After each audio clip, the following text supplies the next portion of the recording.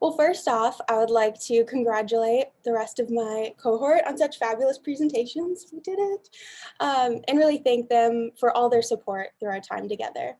I'd also like to thank all the faculty, administration, maintenance, custodial staff, everyone who's been able to keep this building running over the last 2 years.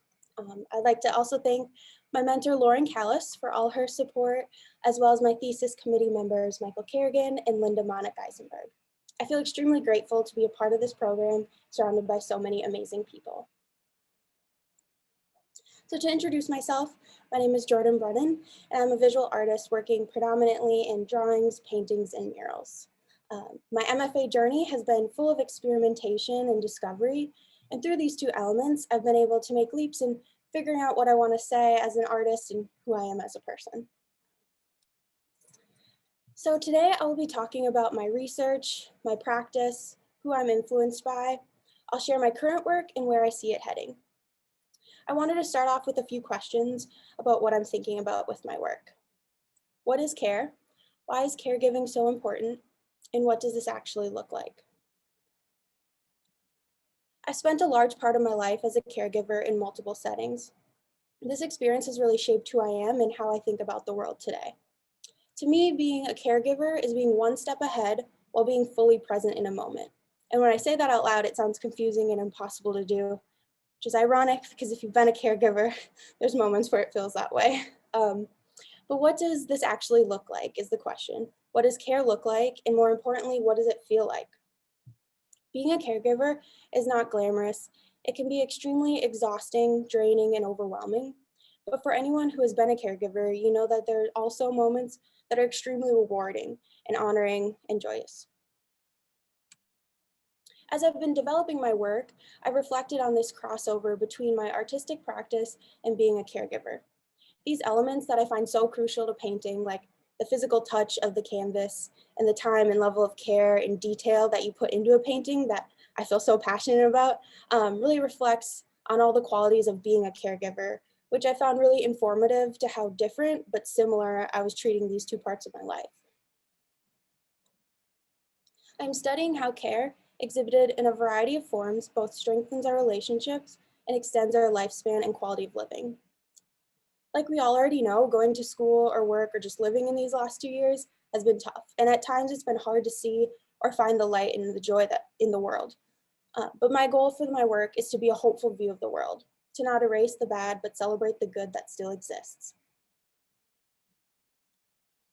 I find this research to be so engaging and relevant because, as Emily Ladau states in her book, Demystifying Disability, disability cuts all identities. It's the only identity that intersects with all and any other people. At one point or another in our life, we'll probably need somebody to care for us. Having to be a caregiver or be cared for is something most people will have to experience to some degree. Throughout my research, I've learned that there can be a lot of fear around losing control and needing help, but this is such a normal and common part of our life. And our collective experience within the pandemic has made discussions around caregiving even more prevalent, which is why I want to make work that elevates the caregiving relationships. To give a 10-minute presentation on the process of learning and unpacking all that caregiving encompasses would be quite the feat.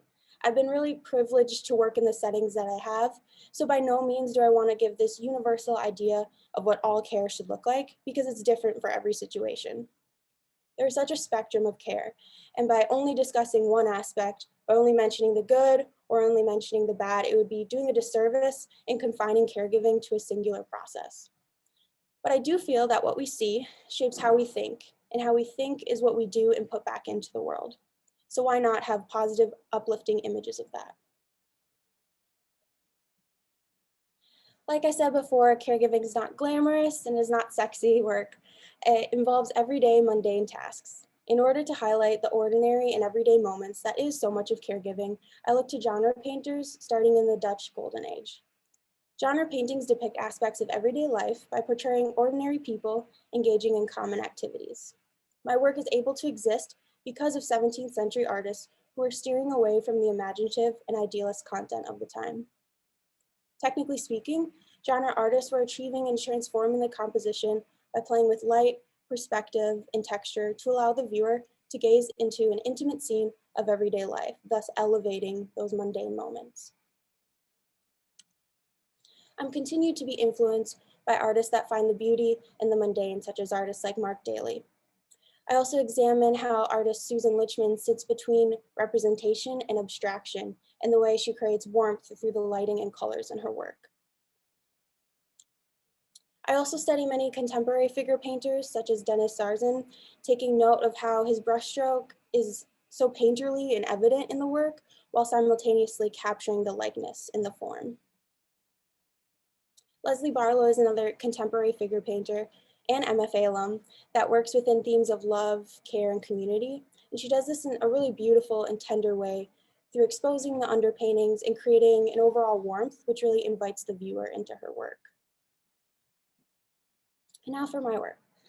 So as I previously mentioned, my time here in the MFA has been very experimental, trying new different things. And so in this work, I went back to drawing. And so it's entitled Morning Routine, and I created a series of many small gestural drawings to capture the mundane and intimate moments in someone's life. Through thoughtful composition and a variety of perspectives, I examined how simple yet essential each one of these steps were to not only the person's physical health, but also their social and emotional well-being. Whether it's a clear presence of two visible forms or more discrete composition, such as a table setting for two, my work is informed by the relationships between two people. After creating these simple pen drawings, I wanted to explore how to capture that same intimate feeling, but in a larger, more colorful work. And so these two paintings were informed by my research about the variety of ways we show care, whether it's through very obvious like actions or more simply by being just present with somebody. And so I framed the composition to show only the bare essentials. I purposely choose to not show the full likeness of the individuals in my paintings. I do this because caregiving has had a long history of abuse, neglect, and exploitation. And I choose to have these more ambiguous figures in my painting to respect their privacy, because ultimately my focus isn't to discuss like the individuals in the work, but rather the experience of giving and receiving care and the relationship that comes with that. This work is also when I started to play around with the material, thinning out areas, leaving the underpainting exposed, and adding thick textural brushstrokes.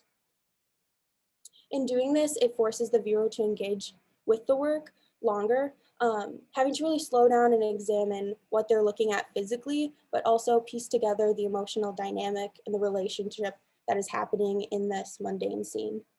I display my work on large, unstretched canvases. The canvas sits loosely up against the gallery wall, and you can really see the visible wrinkles and folds and imperfections in the material. And I do this to evoke a raw, tactical quality within the paintings, which also reflects the tender moments and tactility that's involved in caregiving. So as the semester concludes, and I've been able to kind of take a step back and reflect on my journey with this work, I've been able to think of what the future holds. And so going forward, I will work to continue to reflect on my personal experience, as well as learn about others. I will be sitting down with caregivers and residents in local care facilities here in the Twin Cities and listening and learning about their perspectives and experiences within the caregiving relationship. Additionally, I look forward to pushing myself to manipulate the paint to further push that emotional relationship that's happening between the figures. Because caregiving is not only assisting others with a task, but it's those in-between moments, the unsaid moments, the quiet, where nothing is said, but rather felt. Those invisible feelings of love, support, and understanding and acceptance is an energy exchange between people who are paying attention to one another. As I move into my final semester, I will continue to incorporate these feelings into my work. Thank you. Wonderful. Thank you, Jordyn. I wonder if we give people a moment to compose their thoughts and questions that they can put in the chat. Is there any URL you might want to share or link? Yeah, for sure. I will do that. That way it'll be clickable.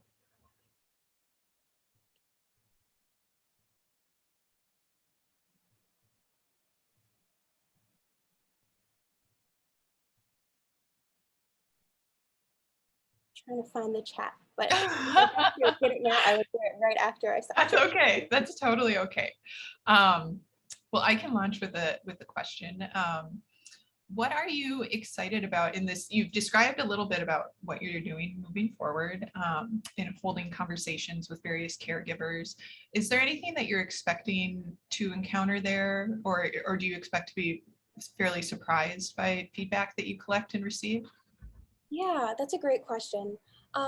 I'm really excited. I've never done or really have gone out and asked people like or met with somebody to talk about their experience like explicitly before. So I'm really excited to hear about that.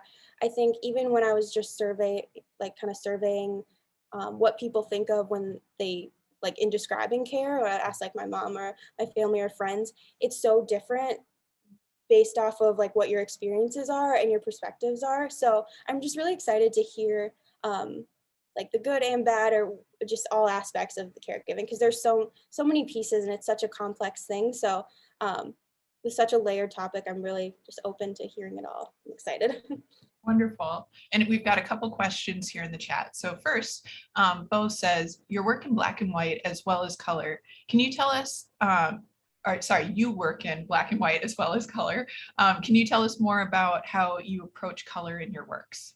Yeah, that's awesome. Okay, so I'll kind of go back. Yeah, so I went back to drawing to kind of get quick ideas down. And I really loved how intimate and small these felt. But yeah, I wanted to then like transition into color. And then with this work, I did a very cool underpainting because I wanted it to feel like I wanted the color in the brushstrokes that I add over the top to really pop and you like feel the warmth in them. And so these were 25 by 15, so like a decent size. But I'm very interested in murals, and so scale is really interesting to me. So when I went super large, I wanted to experiment with what it felt like to just be immersed in warmth and color. So I went with a very warm underpainting so that when you're standing in front of the works that are over 6 feet tall, you just feel like the warmth coming off.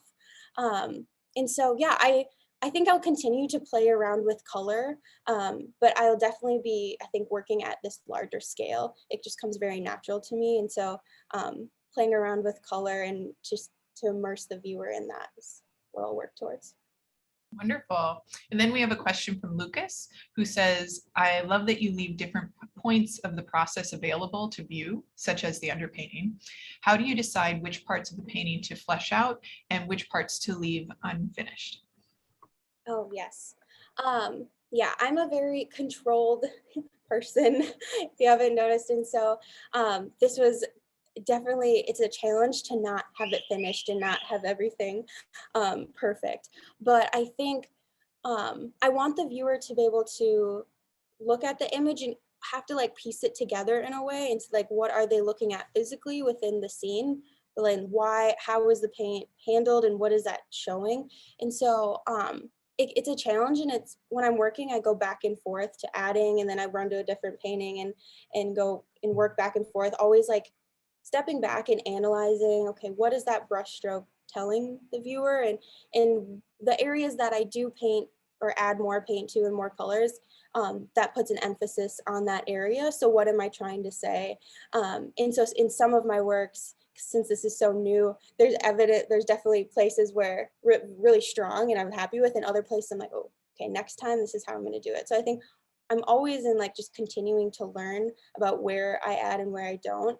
But yeah, it's a little bit of like purposefully choosing a spot and also kind of trying to free myself and let the paint do the work. Thank you. And then we've got a question from Shoshana who says, great presentation, Jordyn. I would love to hear more about how you researched this topic and how you chose it. Yeah, that's a great question. I think a lot of my work, when I look back on my work from undergrad and then up till now, I was always talking about empathy and how we treat each other and how we live with each other, exist among each other. And so I never really put together how my experience as a caregiver has like influenced just how often I think about that. So I think that's where the work has stemmed from.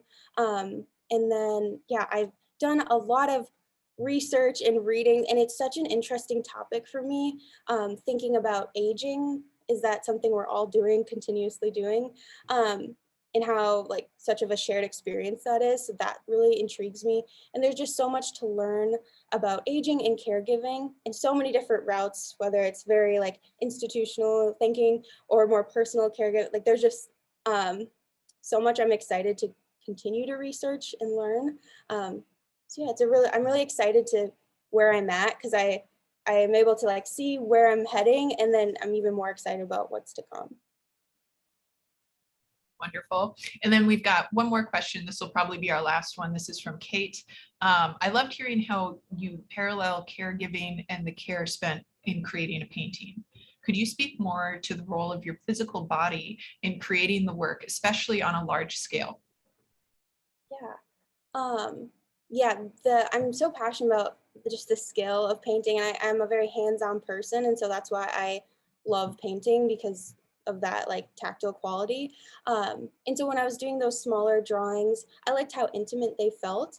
But the larger I got, the more you could see my hand in the work. And so when you're standing in front of the large works, you can see like my brush stroke isn't just here; it's like the full thing. And so I really think that like pairs well with how often care is kind of an invisible form of work.